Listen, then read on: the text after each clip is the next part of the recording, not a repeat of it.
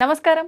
Welcome to I dream. ధర్మ మార్గం with Vijitha కార్యక్రమానికి స్వాగతం. ప్రస్తుతం మనతో పాటు ఉన్నారు ప్రముఖ ఆధ్యాత్మికవేత్త, జ్యోతిష పండితులు జేఎస్ శాస్త్రి గారు. ఇప్పుడు వారితో మాట్లాడేద్దాం. నమస్కారం గురుగారు. నమస్కారం అమ్మా. గురుగారు, ఈ ఆదివారం రోజున అంటే మనకిప్పుడు మే 4వ తారీఖు అనుకుంటా, అవునండి. ఆ రోజున మనకు పుష్యమి నక్షత్రం ఆదివారం కలిసి రాబోతోంది కాబట్టి దాన్ని పుష్యార్క యోగం అని చెప్పి మనం చెప్పుకుంటూ ఉంటాము.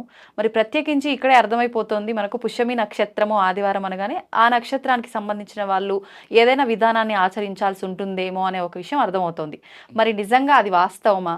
ఎటువంటి విధానాలు ఆచరించాలో తెలియజేయండి. శ్రీ గురుభ్యో నమ. శ్రీ మహాగణాధిపతే నమ. శ్రీ మహాసరస్వత్యై నమ. హరి ఓం శ్రీమాత్రే నమ. సప్తాశ్వరథమారుఢం ప్రచండం కశ్యపాత్మజం శ్వేతపద్మధరం దేవం తం సూర్యం ప్రణమామ్యహం. ముఖ్యంగా వైశాఖ మాసం చాలా విశేషమైన మాసం. విష్ణుమూర్తికి ప్రీతిగా ఉండేది. విష్ణుమూర్తి ముఖ్యంగా సూర్యనారాయణ స్వామి మధ్యవర్తిగా ఉంటారని చెప్పి మనకు ఈ పురాణాల్లో తెలుపబడింది. అలానే పద్మ పురాణము, బ్రహ్మాండ పురాణాలు లాంటి పుస్తకాలు మనం తీసుకుంటే, గ్రంథాలు తీసుకుంటే విశేషంగా వైశాఖ పురాణం తెలుపబడింది. అందులోనూ పుష్యార్క యోగము అనేటువంటి చాలా విశేషమైనది. ఇది పుష్యమి నక్షత్రము ఆదివారం కలిసి వస్తే కనుక పుష్యార్క యోగం అంటారు.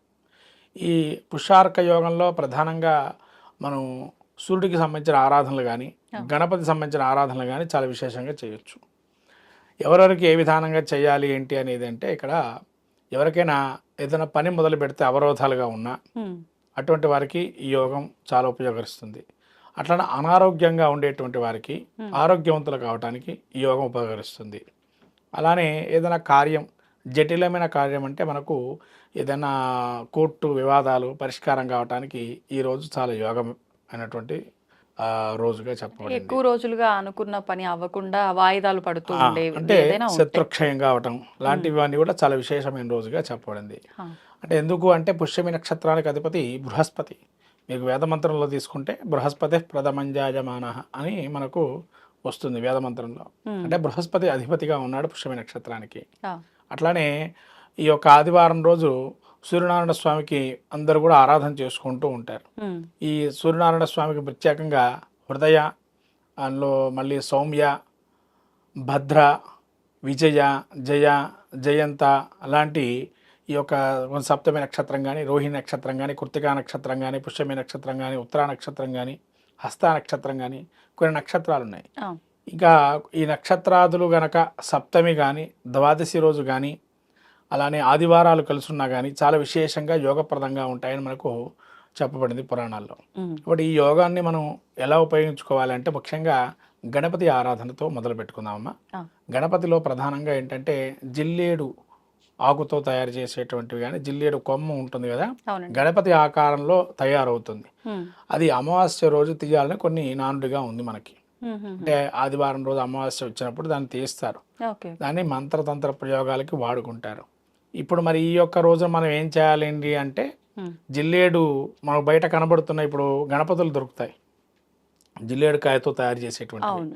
అలాంటి గణపతికి కనుక సింధూరంతో మొత్తం కూడా సింధూరం అద్దేసేసి మనం మంచిగా ఆరాధన చేసుకోవాలి. గంగణపతే నమః అని ఏదన్నా మనకు వచ్చేటువంటి మంత్రాలు ఏమి ఉంటే అవి ఏకవిశంతి నామాలు అర్చన చేసుకొని ఈ సింధూర గణపతిని ఇంటి పై భాగం అంటే మన ఇంటికి గుమ్మానికి ముందర భాగంలో చిన్న షెల్ఫ్ లాగా చేసుకుని అక్కడ పెట్టుకున్నట్లయితే మనకి ఏదైనా కూడా కార్యాల ఆటంకం ఉన్నా, లేదా మన ఇంట్లోకి ఏమన్నా దుష్టశక్తులు ప్రవేశించాయి కానీ, లేదా అటువంటి ఆనవాళ్ళు కనబడుతున్నాయని అన్న వాళ్ళు ఎవరైతే ఉంటారో ఆ రోజున అది పెట్టుకుంటాం వల్ల అటువంటివి మనకి రావు. అంటే గుమ్మానికి బయటి సైడ్, బయట వైపు అమ్మ, గుమ్మానికి పైన ఎంట్రన్స్ పైన పెట్టాలా.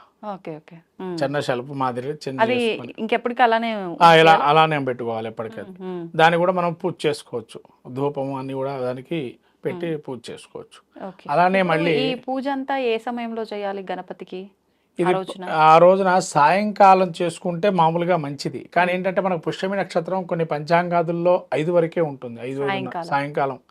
కాబట్టి ప్రాతకాలం ముందు తయారు చేసుకొని స్వామి అర్చన చేసేసుకొని ఇవంతా కూడా చేసుకొని సాయంత్రం అంటే ఉదయం పూట కూడా 11 నుంచి 12 మధ్యలో ఈ సమయంలో అక్కడ పైన పెట్టుకొని ఆరాధన చేసుకోవడం మంచిది. అంటే పైన పెట్టిన తర్వాతే ఇదంతా చేయాలా? కింద మీరు మొత్తం అంతా పూజ చేసేయాలి. పూజ చేసిన తర్వాత పైన పెట్టుకోవాలి. రెండోది ఈ జిల్లేడు ఆకులు ఉంటాయి కదమ్మా, జిల్లేడు ఆకులు తీసుకొని ఒక రాగి చెంబులో నీళ్లు నింపుకొని ఒక 7 జిల్లేడు ఆకులు, చిన్నమైనా పర్లే పెద్దమైనా పర్లే, చెంబును తగ్గట్టుగా తీసుకొని, ఇది శత్రు సంహార మార్గం ఆ రోజు. దానిలో ఏం చేయాలంటే ఎర్రటి పూలు కానీ మనకు దొరికితే తెల్లవి జిల్లేడు పూలు, ఈ మధ్య చూసాం కానీ రంగుగా మారుతున్నాయి జిల్లేడు పూలు. ఆ జిల్లేడు పూలు రంగు మారకుండా మనకు తెల్లగా ఉండేటువంటి జిల్లేడు ప్యూర్ వైట్ ఉండాలి.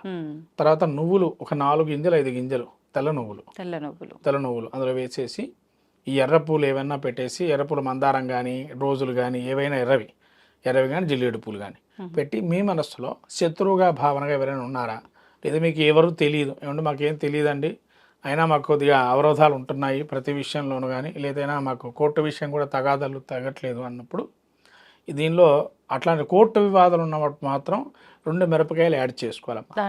దానిలోనే యాడ్ చేసుకొని ఇది ఇలా పట్టుకొని 3 సార్లుగా, అవును 2 దీన్ని ఇట్లా పట్టుకొని చొమ్ముని 3 సార్లుగా స్వామికి చూపించి వదలాల అర్ఘ్యంలాగా. ఇంకో విషయం ఏంటంటే ఆ కాళ్ళకి మళ్ళీ మనకు ఆ నీళ్లు మన కాళ్ళ మీద రాకూడదు. అది అర్ఘ్యం వదిలినప్పుడు మన కాళ్ళ దగ్గరకు ఆ నీళ్లు రాకుండా ప్రయత్నం చేయాలి. అంటే మీరు బిల్డింగ్ మీదకి వెళ్ళినప్పుడు చేయగలుగుతాం, ఎందుకంటే లేదా మళ్ళీ అది మన కాళ్ళ దగ్గరకు వస్తాయి నీళ్లు పోసినప్పుడు. అలా పోసినప్పుడు అలా వెళ్ళిపోవాలి, కిందికి కానీ పక్కకి కానీ వెళ్ళిపోవాలి. మళ్ళీ తిరిగి చూడకుండా వెళ్ళిపోవాలి బయటికి. మళ్ళీ దాన్ని చూడకూడదు, ఎక్కడ పోయినాయి నీళ్ళు ఎక్కడ ఉన్నాయి అవి ఎక్కడ ఉన్నాయని చూడకూడదు, అలా పడేసి వచ్చేసేయాలి. నెక్స్ట్ రోజు ఎవరైనా పని వాళ్ళు ఉంటే వాళ్ళతో మొత్తం క్లీన్ చేయించుకోవాలి. శత్రువు పోవడం సంగతి ఏమో కానీ అవి ఎవరిని ఎత్తులన్నా పడితే కొత్త శత్రువు తయారవుతాడు. అలా చేసుకోవాలమ్మా. అది తర్వాత మీరు ఏదన్నా కానీ శత్రువు మనకు ఉన్నా లేకపోయినా ఆ యొక్క శత్రువర్గంగా ఎవరైనా ఉన్నా కూడా త్వరితగతిన అది నశించడానికి అదొక మార్గం. తర్వాత ఈ జిల్లేడు గణపతి, మీరు శ్వేతార్క గణపతి పేరునే ఉంటారు, వరంగల్లో ఉంది శ్వేతార్క గణపతి దేవాలయం. ఆ దేవాలయంలో కూడా ఈ రోజున సప్తవర్ణ అభిషేకం స్వామివారికి ఉంటుంది. అలానే మన ఇంట్లో మరకత గణపతి కానీ, పగడం గణపతి కానీ, మన తర్వాత పుష్యరాగంతో చేసేటువంటి గణపతి కానీ, పసుపుతో చేసేటువంటి గణపతికి కానీ ఆరాధన చేస్తే చాలా విశేషమైన ఫలితాలు ఉంటాయి. పెళ్లి కాని వాళ్ళకి కానీ ముఖ్యంగా, తర్వాత తలంచిన కార్యక్రమాలు ఏవి జరగట్లేదు అనుకున్న వాళ్ళు కానీ, తర్వాత కేతు గ్రహంకి సంబంధించి ఎవరైనా బాధపడుతున్నా, అంటే ముఖ్యంగా మెచ్యూరిటీ లెవెల్స్ తక్కువగా ఉంటాయి కొంతమందికి, వాళ్ళు కేతు గ్రహానికి సంబంధించి లేదా ఉన్నట్టుండి అనారోగ్యం రావటం ఊరికనే మళ్ళీ అది రెస్క్యూ కాకపోవటం, మరి దాని మార్గం ఏదో కనిపెట్టలేకపోవటం, అట్లా సడన్లో మనకు అనారోగ్యం వచ్చినప్పుడు ఈ కేతుగ్రహం ప్రాబ్లం వచ్చినప్పుడు కూడా ఈ గణపతికి ఏకవిశంతి నామాలతో అర్చన చేస్తే ఆ రోజున చాలా విశేషంగా ఉంటుంది. ఇంకా సూర్యనారాయణ స్వామి అనారోగ్యం ఎవరైతే ఉంటారో వాళ్ళు ఏం చేయాలంటే భానో భాస్కర మార్తాండ చండరశ్మి దివాకర ఆయురారోగ్యమైశ్వర్యం శ్రియం సౌఖ్యాంశ్చ దేహిమి, ఈ శ్లోకాన్ని ఎవరైతే ఆ రోజున తదేకంగా పఠిస్తారో 108 కానీ 216 కానీ 700 సార్లు కానీ పఠించి దాన్ని తీర్థంగా స్వామివారికి మన దాడిమి ఫలం అంటే దానిమ్మ పండు నైవేద్యంగా పెట్టి లేదా గోధుమ రవ్వ ప్రసాదం చేసి నైవేద్యంగా పెట్టి అది తీసుకున్నట్లయితే ఆరోగ్యానికి సంబంధించి కానీ, సూర్యగ్రహంతో బాధపడుతున్న వారు ఎవరైతే భార్యాభర్తలు ఉంటారు అంటే ఎలా తెలుస్తుందండి అంటే జాతక చక్రంలో 7వ స్థానంలో సూర్యుడు కనుక ఉన్నట్లయితే వాళ్ళకి కేర్లెస్నెస్ అనేది ఉంటుంది, భార్యకు కానీ భర్తకు కానీ. అలా సూర్యగ్రహంతో ఎవరైనా మా ఆయన ఇట్లా అండి లేదా మా భార్య ఇలా ఉందండి అంటే ఆ కేర్లెస్నెస్ అనేది పోవటానికి, అండర్స్టాండింగ్స్ ఏమన్నా రావటానికి ఈ శ్లోకాన్ని పఠిస్తూ ఆ యొక్క గోధుమ రవ్వ ప్రసాదాన్ని కనుక దానిమ్మ పండుగ ప్రసాదంగా పెట్టి సూర్యుడికి అది మనం తీసుకున్నట్లయితే మంచిది. ఆరోగ్య రీత్యా భార్యాభర్తలకు సంబంధించి 2 విధాలుగా పనిచేస్తుంది. ఇంకో విషయం మనకి ఇంకా కావాలండి అంటే మంత్రయుక్తంగా కావాలంటే సౌర పారాయణం కానీ, అరుణ పారాయణం కానీ, అరుణ హోమం కానీ, సౌరహోమం కానీ చేసుకున్నట్లయితే ఇంకా చాలా విశేషంగా యంత్రం అది వేసుకొని ఆదివారం చేస్తే కనుక చాలా విశేషంగా ఆరోగ్యవంతులు కూడా అవుతారు. ఇప్పుడు మీరు చెప్పినవన్నీ ప్రత్యేకించి ఇది పుష్యమి నక్షత్రంతో కూడి ఉంది కాబట్టి ఆ నక్షత్రానికి సంబంధించిన వాళ్ళే చేయాలా, ఎవరైనా ఇలాంటి ఇబ్బందులు ఉన్న వాళ్ళు చేయొచ్చా? ఎవరైనా చేయొచ్చండి, ఆ నక్షత్రంతో ఉన్న వాళ్ళని కాదు, ఎవరైనా కానీ. మనకు ఉండేటువంటి 27 నక్షత్రాలు, 12 లగ్నాలు, 12 రాసులు ఎవరైతే ఉంటారో అందరూ కూడా చేయొచ్చు. ఓకే, అంటే ఎవరు చేసినా కూడా ఫలితాలు ఉంటాయి. ఇది ఏంటంటే ఒక రెమెడీ మార్గాలు ఇవన్నీ కూడా, అంటే పరిష్కార మార్గాలు ఇవన్నీ. వాళ్ళకున్న కష్టాలు కానీ వాళ్ళకున్న అనారోగ్యాలు కావచ్చు, ఆ కష్టాలన్నీ తొలగింపడానికి ఈ మార్గాలన్నీ చేసుకోవచ్చు ఆ రోజు. ఓకే, ధన్యవాదాలండి. నమస్కారం.